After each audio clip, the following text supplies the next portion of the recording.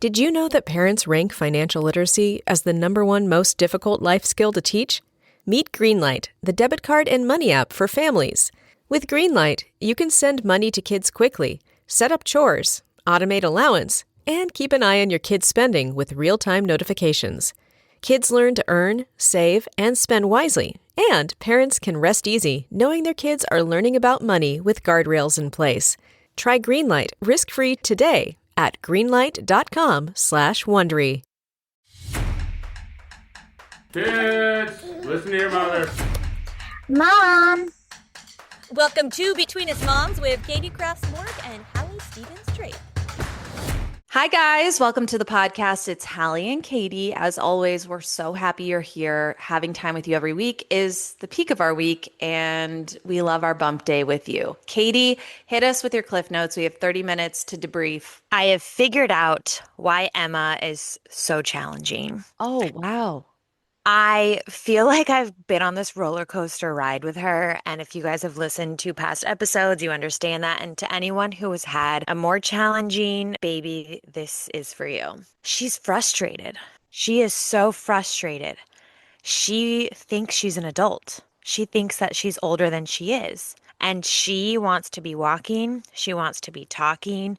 She wants to be doing exactly what she wants to be doing at all the times. Today, we were feeding them breakfast, and she started screaming in her high chair. And I was like, what is going on? And she kept pointing to her plate because Kaia gets her plate in front of her. She wanted the freaking plate in front of her. She didn't want like tiny pieces of food and for us to be feeding her. She fully wanted to do it. They were having yogurt. I was giving her spoonfuls of yogurt. She literally, this baby is strong AF, grabbed the spoon and just put it in her mouth. Yesterday was a very overstimulating day. We had a birthday party. We saw grandma and grandpa, and then we had an adult birthday party, and they went to all three things with us. This baby Emma literally tackled our friend's 5-year-old son, was grabbing his face, so aggressive. I think it was her way of like saying hi or something because she kept saying hi, hi, hi, grabbing his face, grabbing his nose, and it was Jason's best friend's son, and he made a joke. He was like, "Whoa, a little aggressive, bro," to Jason. Like she is aggressive and intense, and she just wants to grow up. That She's makes trying to sense. walk. It makes sense, right? Like she just, it must be hard to be a tiny baby and see all these adults and larger children around you, like your own sister, and feel like you can't do what they're doing. And she's just very, very frustrated. And when you were here, you noticed that she wasn't happy unless she was like being held because she wants to be up high and see everything. And it's driving me crazy. I feel like a lunatic. I feel like my heart rate just spikes every time she's crying or frustrated. And I hate that that's what's happening because you want to like bond and feel like your kid is so sweet and just wants to be around you, but she's not like that. And wow, polar opposite children. And it's really, really difficult. Can I ask you a controversial question that Yeah. is so hypothetical? You can't really answer it, but I'm just curious. Kaia was such a dream baby round one. hmm Do you think if Emma had been your first, do you think you might have only had one kid? Yes. You do. Absolutely. And I think that that's how it goes, right? They trick you. The first one always tricks you. Although, I don't know, I feel like I did always want to have two because I wanted my kids to have a sibling to grow up with and to like go through life with. So I may have answered that too quickly, but she's very challenging. Last night on the way home from the beach birthday party, she was so overstimulated and crying for an hour and a half straight. I was turned around from the front passenger seat holding her hand. That was the only time she was happy. She was just, and little Kaia was just, boom, passed out. Emma just screamed and screamed and screamed. She had a dry diaper. We had just fed her. Like she didn't want to be in the back of the car. She wanted to be home. As soon as we got home, she was like, like so happy. And it's like, I'm sorry, we don't have a fucking transport device to take us from one place to another without using a car. I am so sorry. Shame Sorry, we on don't have a helicopter. yeah. And Jason, like usually I'm the one, Jason, it really, really affects Jason. And I'm usually the one to be like, it's okay, babe. It's okay. Just focus on the road, get us home safe. And when we were 8 minutes from home, I feel like I was the one that was like, I can't do this anymore. I can't do this. And Jason left this morning for a business trip. And so I'm solo parenting here for 3 days. And yesterday was hard and this morning has been hard. So that's where I'm at right now. Sorry to just like spill out the negative side of parenting, but damn, Damn. it's rough here. So that's what's happening. Silver lining, you have one who's very easy. I know. Silver lining, they're both healthy.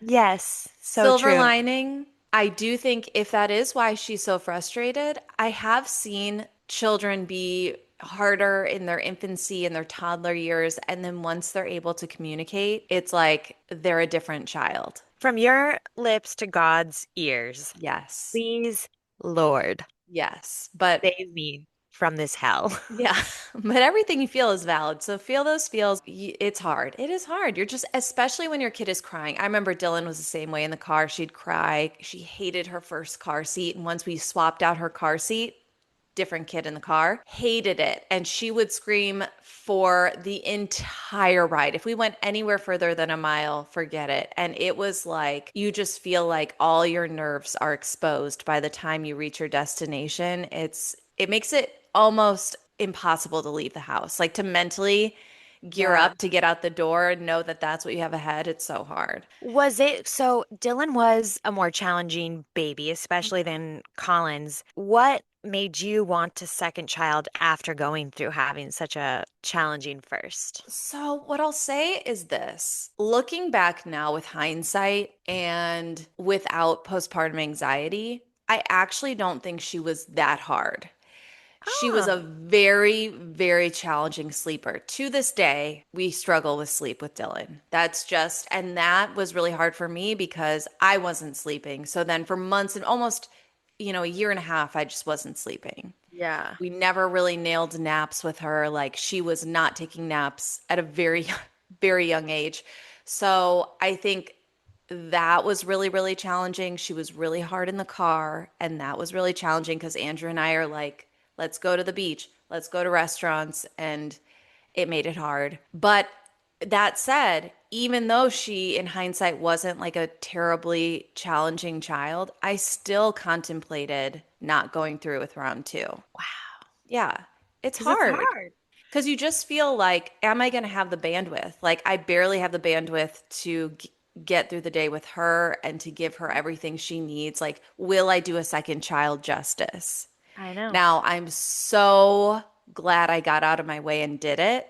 So if you're listening and you're in those shoes, I mean, this transitions to my one of my cliff notes. I've said it before, but my children are now officially friends. Collins is now almost 14 months old and Dylan is 3. They play together. We have hit the moment where they play together. They run around and chase each other. They laugh with each other. They go play in a fort together. Dylan is always like looking out for Collins and saying like, I want Sissy there. Bring Sissy, or Sissy, Oh, come here, or Sissy, are you okay? And we talked about it before, and I feel like this has maybe been my cliff note before, but it is so affirming. Have the second baby. Just do it. Your heart expands in ways you never knew possible. And you're not ruining your child's life by welcoming in a second. You're enriching their life. You're making their life better. So it is so great. Have the second baby. I'm so happy you said that. And Jason and I went back and forth on are we going to have a third? But Emma has made us say no. And also, I'm so grateful that we have two healthy children and we do feel so complete. And I feel like we've been, and this kind of goes into one of our topics for the day, but going back to back had its like challenges and also wins. And so I think once I really get out of like the baby phase, I don't think I can go back to it. Amen. I hear that so fully. There's something about closing the chapter, like that baby making chapter. Speaking Feels of, good. it feels so good. Oh my Yeah. God. It really Yeah. does. Yeah. It's like a sigh of, So you're like totally, I mean, oh yeah. oh yeah, yeah, done. Yeah. Okay. I'm done.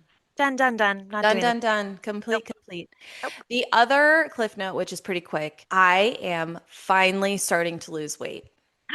How? You look Thank amazing. God. That's nice of you to say. I am so far from what I was, and I don't ever anticipate I'll look like I used to. I'm not trying to look like I used to. Everyone's like, "Yeah, you want to be strong for your kids." And hell yeah, I want to be strong for my kids. But I want to look hot. I want to feel Yeah. good in my clothes. I want to button up some skinny jeans and feel like I'm rocking it. I want to feel confident again in my own skin. And yes, I also want to be strong for my kids, but I'm 9 pounds down and I'll be just, let's put it out here because we're sisters here. I have about 25 to go. Okay. You look phenomenal. Thank you. And I'm so glad you brought this up because the baby weight, especially when you give birth older, is hard. I Oh, do hate the phrase bounce back. yeah, I don't hate think it. it's realistic. And it really irks me, the people that like put that out there to be like, oh my God, I bounced back so quickly. Because I think it's hard for other women to hear that sometimes. And I think it's adding like this pressure that does not need to be there and Mm, feel like, what am I doing wrong? And we yeah, all go at our own pace, there's no but bouncing. there's no bouncing. There's no bounce. But I am so proud of you. And this is something, if you guys go back and also listen to older episodes, like I really struggled with. I think when we had Sharna on, I was like, will I ever wear jeans again? Like I had my stomach cut open 2 times in But 14 Katie, months. but you know what? To your credit, you're a stay-at-home mom. You have a little bit of help, but you are really in the trenches. And you decided early on, I am carving out this time for me. Yeah. I'm making this routine. I'm sticking to it. And like you're like, how close are you to feeling like Yeah. you're back So to I'll be where you're happy? honest. I'm going to throw numbers out there. I love that. Love it. And I'm a small framed person, so I want to put that out there. I am naturally a small You're a person. tiny person. When I got married, I was like in the best shape of my life. I think I was 118. When I was in a really unhealthy, toxic relationship, I look back at pictures and I look sick and I was like 110. Mhm. That was not good. I feel the best around 118, 120. That's like a good vibe for me. When we started doing like IVF shots and all that, I gained weight. I think I was like 125-ish when I got pregnant with Kaia. I went all the way up to like 167, almost 170. And with her, I never fully lost the weight because I got pregnant so soon after. And right now, I am 126, 127-ish in the morning. Amazing. I work my butt off. I'm not doing any shots. I am working out. I am Yes. eating healthy. I still have my cheat days. I eat what I want, but I'm doing intermittent fasting. So like it's just me at home, the girls eat dinner at 4:30, so I'm also eating dinner at 4:30. And Mhm. I'm usually eating what they're eating unless I make something else for me and Jason, like a salad, and I make them, butter noodles or whatever it is. But I'll have a bite of their butter noodles too. Like I'm trying to do it like for the long haul and not do Yeah. like these quick fixes and all that stuff. When they're napping, I do like a 20-minute tread, 30-minute tread, and I'm like 12 incline, 3 speed, let's go, sweating. And then the days I'm not doing that, yeah, I do my workout class 3 days a week, and then I give myself 1 or 2 days off a week. And I feel like stronger, healthier, and I feel like I'm doing it the right way. So Yeah. fuck yeah, I'm proud of You myself. should be. And also, I've known you a long time. I've never known you to work out like this ever. No, I haven't. Yeah. So I feel And like you're stronger. Like your arms look toned in a way I've never known you to have toned arms. Like you're really putting in the work and you should be super proud of yourself. Thank you. And I want to Yeah. say this to all the moms out there. If this is a goal of yours, and also it does not have to be. And also, I know it's hard to find the time. And when your kids are down, the last thing you want to do is work out. You just want to like lay, or you're like, I need to organize, or I need to do laundry, or the dishes, or prep dinner.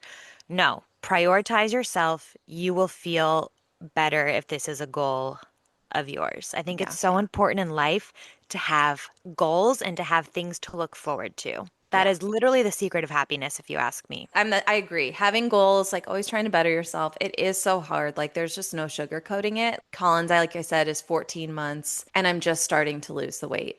So I've found a routine. I'm doing the things I need to do. I'm like treating my body the way I did pre-pregnancy and It's starting to click. It's slower than it's ever been. Like I'm Yeah. not able to lose, I'm 40 now, so I'm not able to drop the weight like I used to, but it is happening. It feels good to see that happening. And I do still have a ways to go, but I'm not rushing it. I'm just Don't happy to rush it. see. Hmm. You know, like once you start, like Long term. I can gain and lose weight 5 pounds in a day. So to see 9, it feels like, okay, now we're on a roll. We're Yes, getting somewhere. So exactly. And remember, it took us 9, really 10 months to grow a baby. My yeah, baby is about to be a year and I still haven't lost it all. It takes so long once we start dedicating ourselves to this to lose it. And we cannot totally. be hard on ourselves. We do what we can, we give it our best. And we're never going to look like we did. That's also the beauty of having a baby, right? Like our bodies change. Our hips Yeah. are wider, our boobs aren't as perky. My ribs are That just, bigger. yeah, my ribs, my waist, really my hips. That's just part of it. And I think I love when women are honest about the plastic surgery they've had done after babies. Like I think it was Kelly Stafford, Matthew Stafford's wife. He's the quarterback of the Rams. I think she posted like, I had a tummy tuck, like, thank you for being honest. Like you've had 4 children. And she deserved to do it if she wanted to do Yes. it. Yeah, you Like, don't want people looking at that and being like, well, why isn't that happening for me? yeah. Anyway, when we come back, we are going to talk about Vanessa Hudgens, who just announced she is pregnant with baby 2, going back to back. And we're going to talk about going back to back because Katie and I both did that. And there are pros and cons. If that is the journey you're on, we're going to talk about it when we come back. All right, we are back and we're talking about Vanessa Hudgens, who recently announced she's pregnant with baby number 2 with her husband, Cole Tucker. They got married in 2023, had their first baby in 2024, and now she's pregnant with her second. They are going boom, boom, boom. This is super similar to Katie and I. My story had Dylan in 2022, waited a year, then had Collins. But Katie, you went even quicker than that. So we did go back to back, but yours is more like Vanessa. I want you to talk about your journey and the pros and cons. Okay. First of all, I want to say I love Vanessa Hudgens. I know, me too. I've interviewed her numerous times over the years. She keeps it so real. I love that she's in this family making chapter of hers and that she's letting us see it and she looks so happy. Lots of love to Vanessa right now. Going back to back. So our story, I know we've told it so many times. If you guys are new here, I'll speed through it. I had some 2 pregnancy losses. Our first baby was IVF, so Kaia was an IVF baby. We only had one healthy embryo and she was our miracle baby. And then when I was 5 months postpartum, I took a pregnancy test and found out I was naturally pregnant. Here's what's so hard about it. I experienced so much mom guilt because I was still postpartum, like anxiety, depressed, and feel like I never actually recovered. And it was really hard for me to bond with Kaia the way that I wanted to because I also felt so sick in my second pregnancy and so tired. And I felt like I wasn't giving her 100%. So now I feel like I'm making up for that, not lost time. And I'm sure to her, she didn't even recognize that that was happening because I was still with her all the time. But in my mind, I just like wasn't as present or on as I wanted to be. And now, because we're so close, she's like in such a mama phase all the time.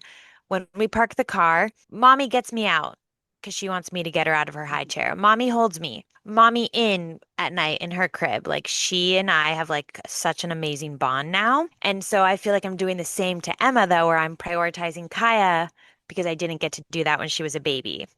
And now I think Emma gets frustrated when I'm holding Kaia because she wants to be held. So now Emma's crawling on top of me and I'm feeling like I have to hold both girls a lot, Yeah. like at the same time. So that was really hard. Medically, it is obviously recommended that you wait a year, like you did. Emma came 3.5 weeks early, almost a month early, likely due to them being so close together, me being an older mom.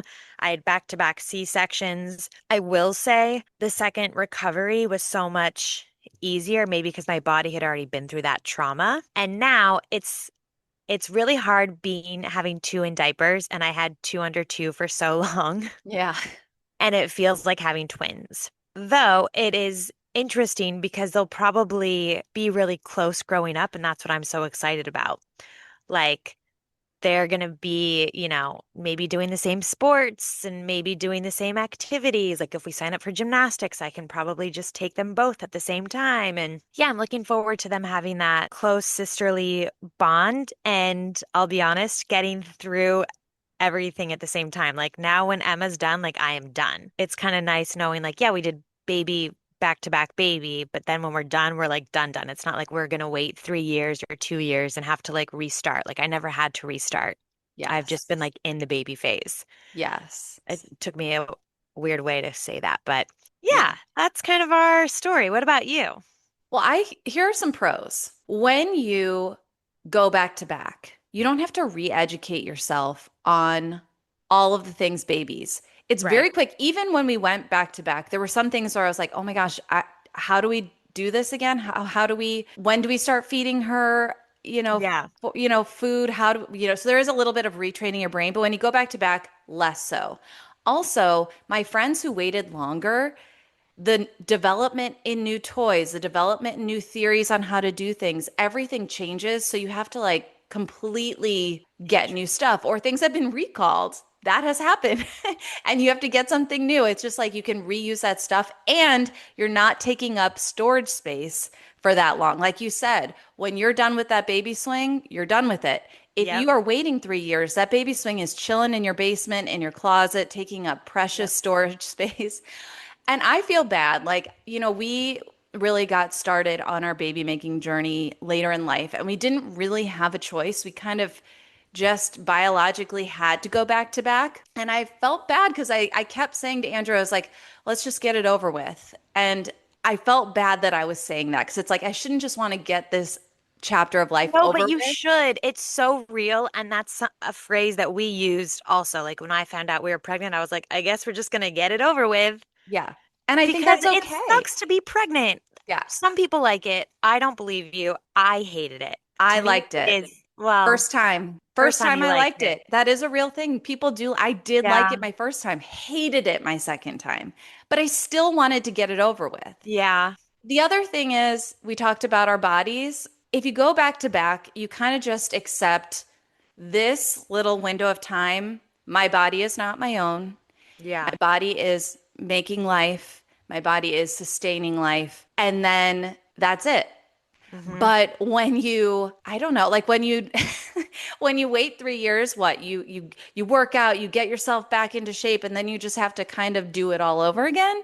Yeah. That that's a con, I would say. Like just, you and I are both in this place where our bodies have kind of been through hell for a couple years, and now it's like we don't have We're to getting, ever, that's never weighing on our mind ever again. yeah. That's the beauty of going back to back, I would say. That's a really good one. I remember watching The Valley and Nia said something like that to her husband. She said, I need to know if we're doing this again because I Yeah. want to get my body back for me.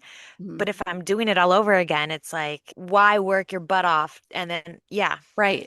it's a real thing to Yeah, it consider. is so real. I mean, cons, I will say the same thing. Like, I know my sister and I are 3.5 years apart. My mom had 3.5 years where it was just, You. not just me and her. My dad was there too. But you know what I mean? It's like, I'm Yeah. thinking about the mother experience. It's like 3.5 years of just really focusing.